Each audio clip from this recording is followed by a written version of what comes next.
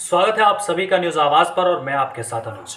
दरअसल आज की इस खबरों में हम बात करेंगे श्रद्धा वालकर हत्याकांड को लेकर। जी हाँ, जिसका हत्यारा है आफ्ताब पूनावाला, जिसकी की अभी तक जेल में खातिरदारी हो रही है और उनसे अभी भी वाकई सच नहीं उगलवाया गया है। जी हाँ, और यहाँ तक कि श्रद्धा वालकर हत्याकांड में आफ्ताब पूनावाला ने पुलिस को, मुंबई पुलिस और दिल्ली पुलिस को ये चैलेंज किया है कि हाँ, मैंने श्रद्धा वालकर को मारा है, लेकिन अगर तुम में हिम्मत है तो वो हथियार और साथ में श्रद्धा वालकर के बॉडी के पार्ट हमें ढूंढ कर दिखा दो।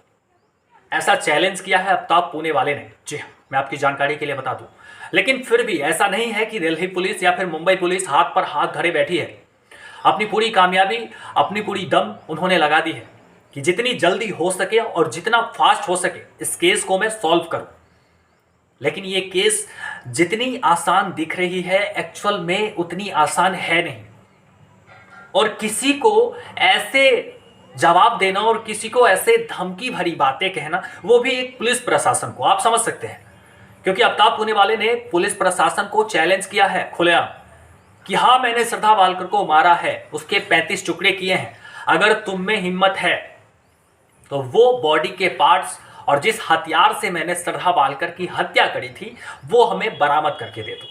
हालांकि नार्को टेस्ट हो रहा है, हर तरह की जांच पड़ताल हो रही है, जगह जगह दिल्ली में पुलिस फैलाए गए हैं और जगह जगह सर्च चल रही है, जिससे कि श्रद्धा वालकर हत्याकांड में कुछ भी सच निकल कर आ जाए। लेकिन यहाँ सबसे बड़ा गुत्थी तो तब सुलझेगा जब आफ्ताब पूनावाला कुछ स्टेटमेंट देगा और वो स्टेटमेंट सही होनी चाहिए। जी हाँ, जैसा कि आप सभी मानते हैं, जिस तरह से ये दोनों आफ्ताब पूनावाला और श्रद्धा वालकर एक दोनों के साथ रिलेशनशिप में रह रहे थे, उसके बाद जब मुंबई से ये दिल्ली आते हैं, उसके बाद दिल्ली के बाद ये एक टूर पे निकलते हैं और उस छोटे से टूर के बाद इन दोनों में अनबन हो जाती है। उससे पहले तक जब मैं आप सभी से एक चीज़ कहना चाहूँगा कि श्रद्धा वालकर को जब ये चीज़ पता था कि ये आफ्ताब, इसके बहुत सारे गर्लफ्रेंड हैं और बहुत सारी गलतियाँ हैं या फिर ये लड़का सही नहीं है, ये चीज़ पता होते हुए ही श्रद्धा वालकर को एक्शन लेना चाहिए था। अपने लाइफ को वो कैसे जीना चाहिए वो उसको पता होना चाहिए था यार, जहाँ तक मेरी सजेशन है। खैर, इन बातों पे हम बाद में बात करेंगे कि आखिर इन दोनों के बीच क्या रिलेशन थी।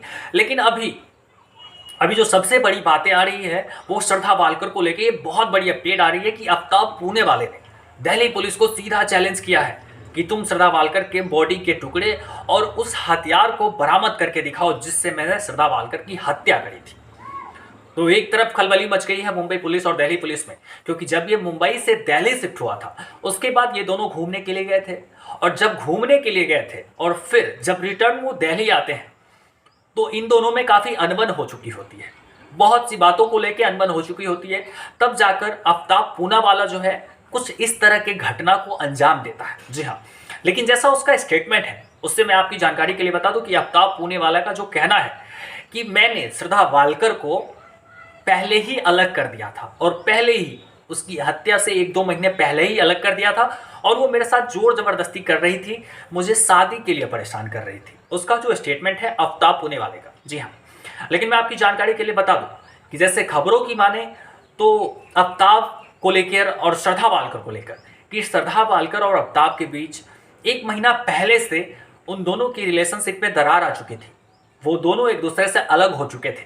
लेकिन फिर भी यहाँ पे एक टर्न एंड ट्विस्ट बहुत बड़ा वाला है। वो क्या, मैं वो आपको आज की इस वीडियो में बताऊंगा। वो ये कि जब श्रद्धा वालकर और आफ्ताब पूनावाला के बीच झगड़ा हो गया, जब आपस में झगड़ लिए तो उन्होंने एक कंडीशन रखा कि हमने जो फ्लैट किराए पे लिया है वो तो पूरा मंथली चार्ज लेगा, तो क्यों ना हमारे बीच अगर झगड़ा है फिर भी हम इस महीने तक मैनेज करते हैं, फिर अगले महीने से तुम अलग हो जाना और मैं अलग हो जाऊंगा। ऐसा कहना था आफ्ताब पूनावाला का। लेकिन फिर भी दोनों एक ही साथ रहे, तो फिर दोनों एक साथ ही रहने लगे कि चलो 1 महीने की बात है, फिर 1 महीने बाद हम अलग हो जाएंगे, ये अलग हो जाएंगे। लेकिन 1 महीने बाद जब पता चला तो कुछ ऐसे कारनामों को, कुछ ऐसे वारदात को आफ्ताब पूनावाला ने अंजाम दिया था। और इतना ही नहीं, जैसा कि आपकी जानकारी के लिए बता दूं कि जिस आफ्ताब ने तो श्रद्धा वालकर के बॉडी के पार्ट को जिस फ्रिज में रखा था, वो फ्रिज भी उसने कुछ ही दिन पहले खरीदा था, श्रद्धा की हत्या से कुछ ही समय पहले। और वो फ्रिज उसने खरीदा था और वो फ्रिज भी खरीदने के लिए उसने श्रद्धा वालकर के फ़ोन का इस्तेमाल किया था और श्रद्धा वालकर के नाम का इस्तेमाल करके, और बिल भी श्रद्धा वालकर के नाम से आया था। यहाँ पे सबसे बड़ी बात सोचने वाली ये है, क्योंकि ये एक सोची समझी अगर साजिश है, अगर ये एजेंडा है, तो फिर इसमें बहुत बड़े बड़े लोग शामिल भी हो सकते हैं।